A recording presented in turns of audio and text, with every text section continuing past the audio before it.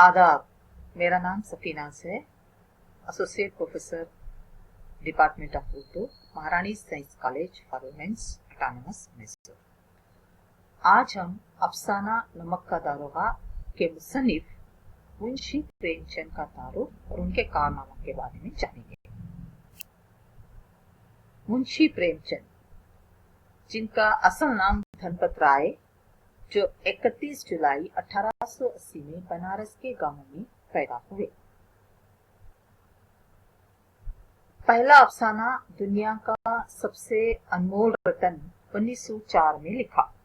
प्रेमचंद ने अपनी जिंदगी के वसी तजुर्बे, मुशाहिदे और मुसलसल गौर व फिक्र से ये महसूस किया था कि हिंदुस्तानी समाज के बुनियादी मसाइल को हल करने के लिए सिर्फ इस्लाह ही से काम नहीं चल सकता, बल्कि उसके लिए समाजी और मुआशी निज़ाम में तब्दीलियों की ज़रूरत है। इसलिए अब वो ज़िंदगी के मसाइल को इस्लाही और अखलाकी नुक्ते नज़र से देखने के बजाय हक़ाइक़ की रोशनी में परखने लगे थे। इनके अफसानों का मजमुआ प्रेम बतीसी, ख्वाब ख्याल, ज़्वादे रहा, दूध की कीमत, वारदात वगैरह है। पहला अफसाना निगार है प्रेमचंद, जो गरीब, मजदूर, अनपढ़, देहाती जिंदगी और उनके मसाइल को पेश किया है। प्रेमचंद की दिलचस्पी का असल मौजू गांव और देहाती जिंदगी था। इस मौजू पर लिखते वक्त इनका तख़य्युल जो जौलानिया दिखाता है और परवान की गिरफ्त जिस तरह मजबूत हो जाती है, इनका कलम जिस तरह महाकाती हुस्न पैदा करता है, वो दूसरे मौज़ूआत पर लिखे गए उनके अफसानों में कम नजर आता है।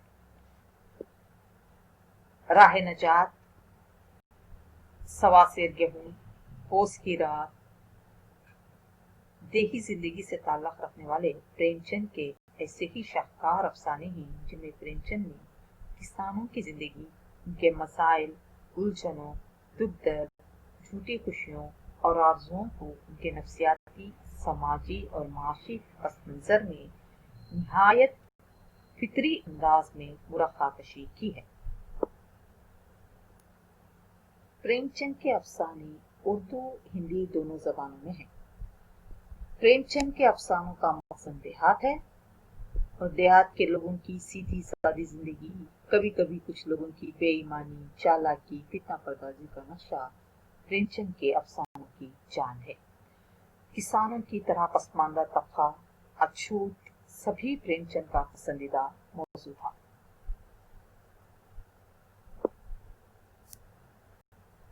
प्रेमचंद ने आम रविश से हटकर बरहना हकीकत निगारी से काम लिया है और निचले तबके के रोशन और तारीख पहलुओं की इस तरह अक्कासी की है कि समाज में आम लोगों का ज़मीर बेदार हो सके। हकीकत में प्रेमचंद की फिक्र का असल मौजू देहात और उनमें आबाद गरीब मजदूर और किसान थे। प्रेमचंद से कबल उर्दू अदब का दायरा शहर के मुतवस्सित और आला तबके तक महदूद था, जो अपनी तमाम तर रानाइयों के बावजूद घुटन के शदीद एहसास से दो चार था और रूमानियत में पनाह तलाश कर रहा था। प्रेमचंद ने अपने अफसानों के जरिए अदब को हकीकत से रोशनास कराया और तनकीदी हकीकत निगारी की रिवायत कायम की। गाँव की खुली फिजा, कुदरती मनाजिर, खेत खलियान और चौपाइयों के मुरफ़ों के जरिए अदब में शगुफ्तगी और ताजगी के एहसास को बरकरार रखा और गिरे पड़े इंसानों, पसमानदा, महरूम और इस्तेहसाल ज़दा तबका, कमजोर, मजदूर, किसान और अछूतों को अपने पैकर से जिंदगी के बारे में प्रेमचंद का नुक्ते नज़र हमेशा रिजाई रहा है। वो तारीकी में भी रोशनी की किरण को ढूंढ निकालते हैं। इन्हीं अपनी अफसाना निगारी के आखिरी दौर में इस अमर का यकीन हो चला था कि फर्द समाज के गैर हकीकी बंधनों और बेजा दबाव से जरूर आज़ाद होगा और फितरी तकाज़ों के मुताबिक अपनी शख्सियत की तकमील कर सकेगा।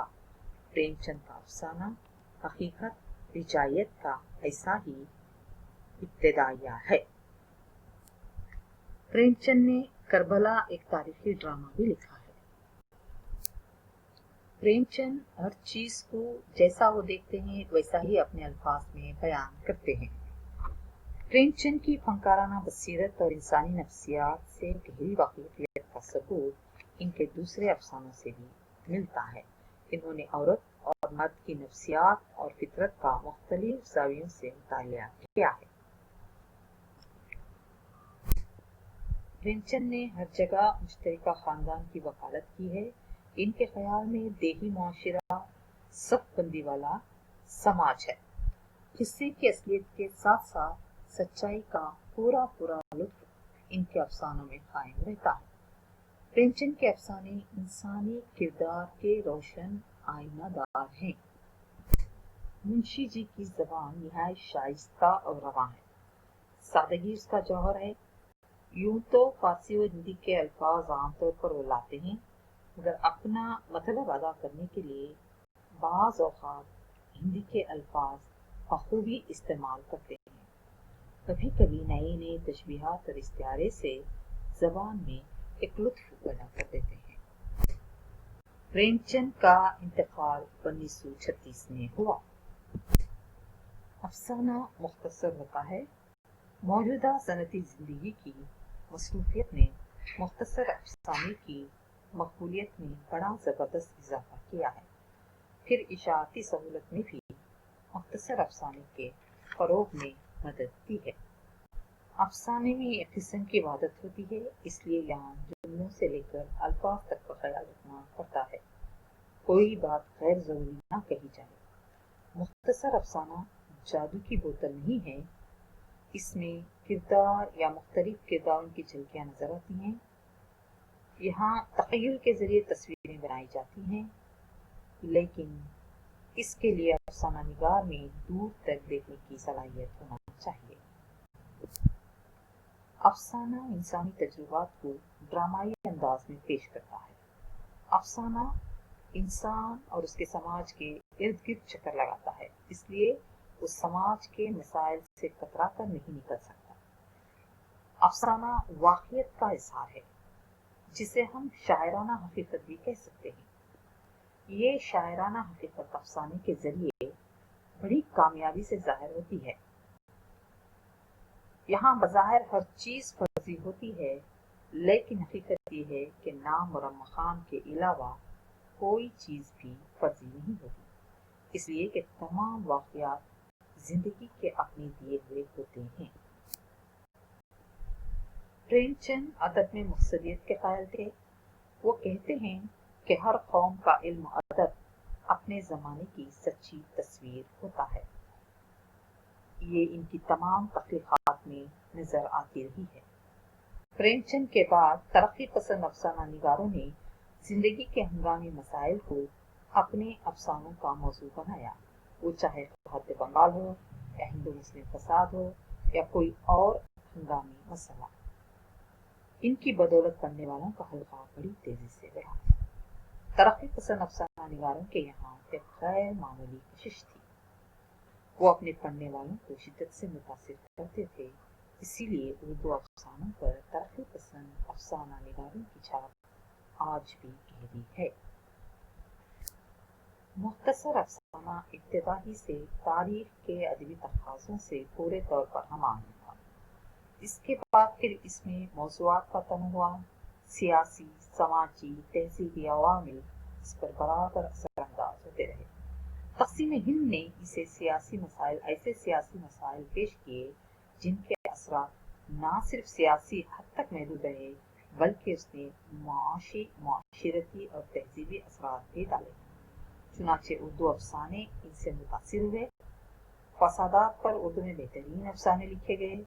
کرشن چندر منٹو، بیدی، عصمت، احمد ندیم قاسمی، اشفاق احمد وغیرہ نے اس موضوع پر بہترین افسانے لکھے۔ یہ تو ہم افسانہ نمک کا داروغہ کے مصنف منشی پریمچند کے تعارف اور ان کے کارناموں کے بارے میں چند معلومات تھے۔ اب اس سے آگے ہم افسانہ نمک کا داروغہ کے بارے میں جانیں گے کہ نمک کا داروغہ کون تھا اور اس کے کیا واقعات تھے۔ شکریہ۔